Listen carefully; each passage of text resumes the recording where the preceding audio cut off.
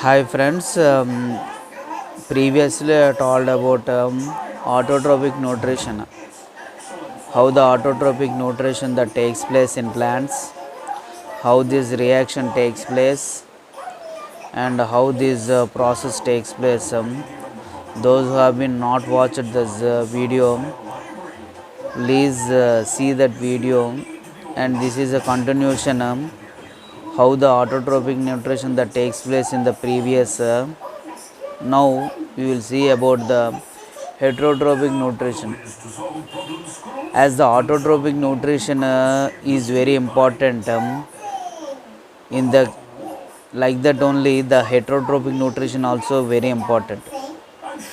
Heterotrophic nutrition that takes place in all living organisms, including us also. That is what heterotrophic nutrition. Now in a detailed way we will see about the heterotrophic nutrition. Again I am telling this heterotrophic nutrition is been formed based upon the environmental conditions. I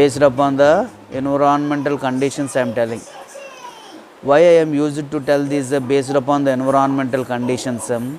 For example, a clear cut example and demarcation I will tell. For example, you take grass, which is an immovable, it cannot be moved, or in place of grass it is a plant. If we wanted to take or eat that plant, we will eat.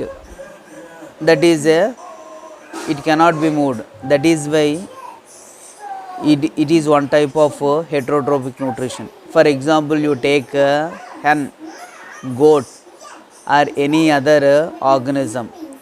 If we wanted to catch that one, it will move. That is why this is a movable organism, we cannot catch. That is also a heterotrophic nutrition. That means heterotrophic nutrition means which may be dependent upon another organisms,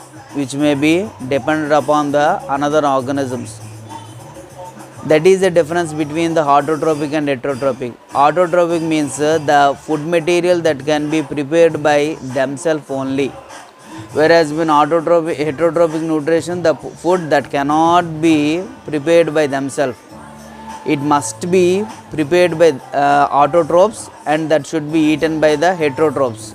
That means higher organisms like animals or human beings or any other small organisms.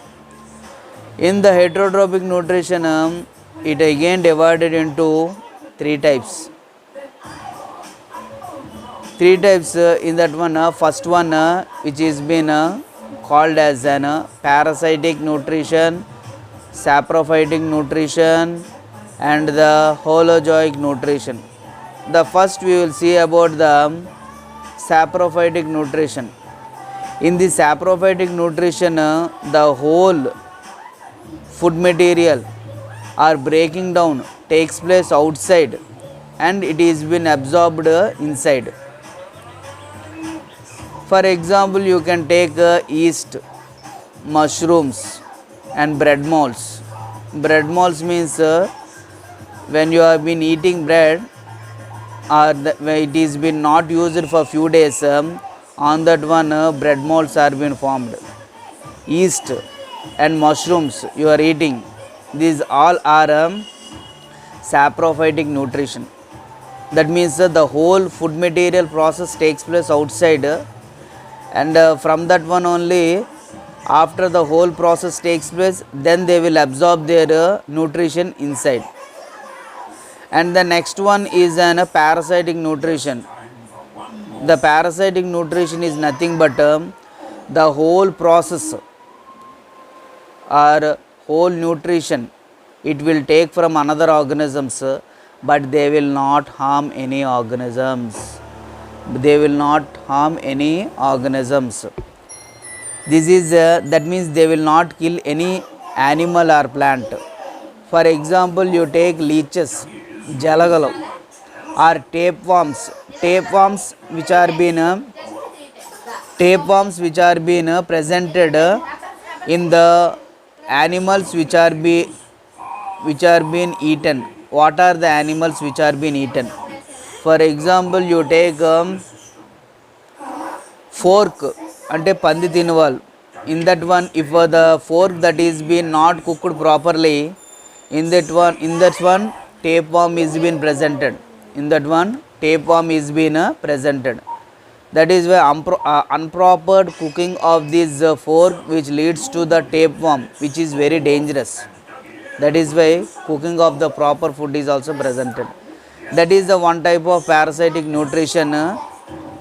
Here the organisms derive nutrition from the plants and animals without killing it. Without killing it, whole nutrition will be takes place. Whole part will be formed, but without killing. And the last one, that is an holozoic nutrition. What is meant by holozoic nutrition? In this holozoic nutrition, a whole food that is being absorbed inside, and inside only the parts are being broken down. For example, you take human beings. Human beings, if any food or anything that is been taken, they are being broken down into smaller parts inside the mouth or inside the stomach, and they have been divided into small parts. That is a holozoic nutrition. And another example you can take for the holozoic nutrition is an amoeba. Here also holozoic nutrition, this is an unicellular organism. In a brief after classes you can I will tell about the what is unicellular, multicellular, differences between the unicellular and multicellular organisms. Now you will see only the nutrition that is being formed. These are the three types where the nutrition that is being formed. First one is saprophytic nutrition, another one is parasitic nutrition, another third one is an holozoic nutrition. Of all these three, the most successful and the most important that one is a holozoic nutrition. In a detailed way you can see. Those who have been seeing for the first time this video, please like, share and subscribe. Thanking you.